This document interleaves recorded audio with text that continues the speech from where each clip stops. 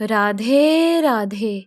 मेरा नाम है निकिता शर्मा और आप सभी का स्वागत है श्रीमद् भागवत गीता की इस श्रृंखला में। पिछले श्लोकों में हमने समझा कि किस प्रकार श्री कृष्ण अर्जुन को समझाते हैं कि हे भरत श्रेष्ठ, बलवान व्यक्तियों में कामना और राग से रहित उनका बल मैं हूँ।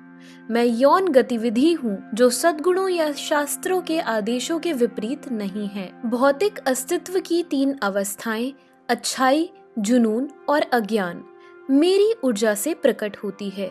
वे मुझ में है लेकिन मैं उनसे परे हूँ। चलिए आज बढ़ते हैं अगले श्लोकों की ओर। श्रीमद् भागवत गीता के 7वें अध्याय के 13वें श्लोक में कहा गया है, त्रिभिर्गुणमयैर् भावैरिभिः सर्वमिदं जगत् मोहितं नाभिजानाति मामेभ्यः परम वयम्।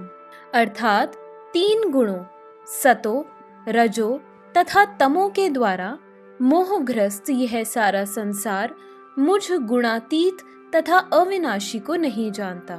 सारा संसार प्रकृति के तीन गुणों से मोहित है। जो लोग इस प्रकार के तीन गुणों के द्वारा मोहित हैं, वे नहीं जान सकते कि परमेश्वर कृष्ण इस प्रकृति से परे हैं। प्रत्येक जीव को प्रकृति के वशीभूत होकर एक विशेष प्रकार का शरीर मिलता है और तदनुसार उसे एक विशेष मनोवैज्ञानिक यानी मानसिक तथा शारीरिक कार्य करना होता है। प्रकृति के तीन गुणों के अंतर्गत कार्य करने वाले मनुष्यों की चार श्रेणियां हैं।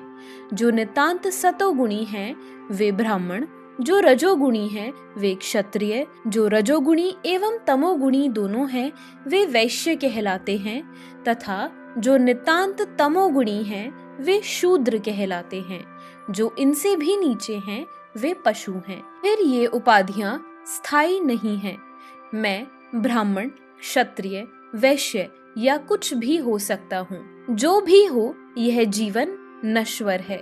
यद्यपि यह जीवन नश्वर है और हम नहीं जान पाते कि अगले जीवन में हम क्या होंगे, किंतु माया के वश में रहकर हम अपने आप को देहात्म बुद्धि के द्वारा अमरीकी, भारतीय, रूसी या ब्राह्मण, हिंदू, मुसलमान आदि कहकर सोचते हैं। और यदि हम प्रकृति के गुणों में बंध जाते हैं तो हम उस भगवान को भूल जाते हैं जो इन गुणों के मूल में है।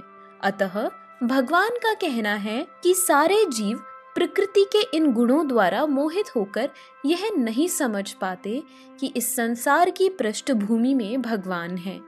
जीव कई प्रकार के हैं, यथा मनुष्य, देवता, पशु आदि, और इनमें से हर एक प्रकृति के वश में है और ये सभी दिव्य पुरुष भगवान को भूल चुके हैं। जो रजोगुणी तथा तमोगुणी हैं, यहाँ तक कि जो सतोगुणी भी हैं, वे भी परम सत्य के निर्विशेष ब्रह्म स्वरूप से आगे नहीं बढ़ पाते। वे सब भगवान के साक्षात स्वरूप के समक्ष संभ्रमित हो जाते हैं, जिनमें सारा सौंदर्य, ऐश्वर्य, ज्ञान, बल, यश तथा त्याग भरा है। जब सतोगुणी तक इस स्वरूप को नहीं समझ पाते तो उनसे क्या आशा की जाए जो रजोगुणी या तमोगुणी हैं। कृष्ण भावनामृत प्रकृति के इन तीनों गुणों से परे हैं और जो लोग निसंदेह कृष्ण भावनामृत में स्थित हैं वे ही वास्तव में मुक्त हैं। 14वें श्लोक में कहा गया है, दैवी हेषा गुणमयी मम माया दुर्तया मामेव ये प्रपद्यन्ते माया मेताम तरन्तीते। अर्थात प्रकृति के तीन गुणों वाली इस मेरी दैवी शक्ति को पार कर पाना कठिन है, किंतु जो मेरे शरणागत हो जाते हैं वे सरलता से इसे पार कर जाते हैं। भगवान की शक्तियां अनंत हैं और ये सारी शक्तियां दैवी हैं। यद्यपि जीवात्माएं उनकी शक्तियों के अंश हैं, अतः दैवी हैं, किंतु भौतिक शक्ति के संपर्क में रहने से उनकी पराशक्ति आच्छादित रहती है। इस प्रकार भौतिक शक्ति से आच्छादित होने के कारण मनुष्य उसके प्रभाव का अतिक्रमण नहीं कर पाता। जैसा कि पहले कहा जा चुका है कि परा तथा अपरा शक्तियां भगवान से उद्भूत होने के कारण नित्य हैं। जीव भगवान की पराशक्ति से संबंधित होते हैं, किंतु अपराशक्ति अर्थात पदार्थ के द्वारा दूषित होने से उनका मोह भी नित्य होता है। अतः बद्ध जीव नित्य बद्ध है। कोई भी उनके बद्ध होने की तिथि को नहीं बता सकता।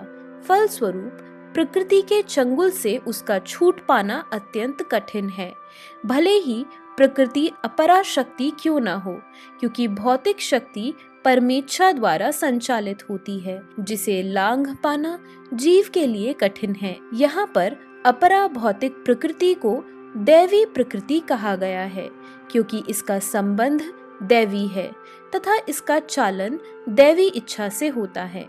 दैवी इच्छा से संचालित होने के कारण भौतिक प्रकृति अपरा होते हुए भी दृश्य जगत के निर्माण तथा विनाश में महत्वपूर्ण भूमिका निभाती है। वेदों में इसकी पुष्टि इस प्रकार हुई है। मायाम तु प्रकृतिम विद्यान मायिनम तु महेश्वरम। यद्यपि माया मिथ्या या नश्वर है, किंतु माया की पृष्ठभूमि में परम जादूगर भगवान है, जो परम नियंता महेश्वर हैं। गुण का दूसरा अर्थ रस्सी यानी रज्जू है। इससे यह समझना चाहिए कि बद्ध जीव मोह रूपी रस्सी से जुड़ा हुआ है। यदि मनुष्य के हाथ पैर बांध दिए जाएं, तो वह अपने को छुड़ा नहीं सकता। उसकी सहायता के लिए कोई ऐसा व्यक्ति चाहिए जो बंधा हुआ न हो। चूंकि एक बंधा हुआ व्यक्ति दूसरे बंधे हुए व्यक्ति की सहायता नहीं कर सकता, अतः रक्षक को मुक्त होना चाहिए। अतः केवल कृष्ण या उनके प्रामाणिक प्रतिनिधि गुरु ही बद्ध जीव को छुड़ा सकते हैं। बिना ऐसी उत्कृष्ट सहायता के भव बंधन से छुटकारा नहीं मिल सकता। भक्ति या कृष्ण भावनामृत इस प्रकार के छुटकारे में सहायक हो सकता है। कृष्ण माया के अधीश्वर होने के नाते इस दुर्लभ शक्ति को आदेश दे सकते हैं कि बद्ध जीव को छोड़ दें।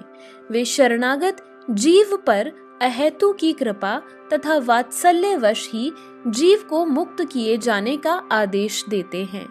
क्योंकि जीव मूलतः भगवान का प्रिय पुत्र है, अतः निष्ठुर माया के बंधन से मुक्त होने का एकमात्र साधन है भगवान के चरण कमलों की शरण ग्रहण करना है। मामेव पद भी अत्यंत सार्थक है। माम का अर्थ है एकमात्र कृष्ण, यानी विष्णु को, ब्रह्मा या शिव को नहीं। यद्यपि ब्रह्मा तथा शिव भी अत्यंत महान हैं और प्राय विष्णु के ही समान हैं, किंतु ऐसे रजोगुण तथा तमोगुण के अवतारों के लिए संभव नहीं कि वे बद्ध जीव को माया के चंगुल से छुड़ा सकें। दूसरे शब्दों में ब्रह्मा तथा शिव दोनों ही माया के वश में रहते हैं, केवल विष्णु माया के स्वामी हैं, अतः वे ही बद्ध जीव को मुक्त कर सकते हैं। वेदों में इसकी पुष्टि तमेव विदित्वा के द्वारा हुई है, जिसका अर्थ है कृष्ण को जान लेने पर ही मुक्ति संभव है। शिवजी भी पुष्टि करते हैं कि केवल विष्णु कृपा से मुक्ति प्राप्त की जा सकती है। मुक्ति प्रदाता सर्वेषां विष्णुरेव न संशयः, अर्थात इसमें संदेह नहीं कि विष्णु ही सबों के मुक्तिदाता हैं। तो इसी के साथ हमारे आज के श्लोकों की वीडियो समाप्त होती है।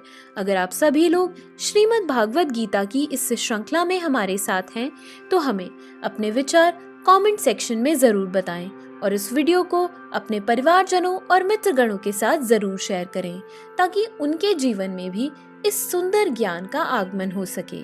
तो चलिए मिलते हैं अब अगले श्लोकों के साथ एक नई वीडियो में।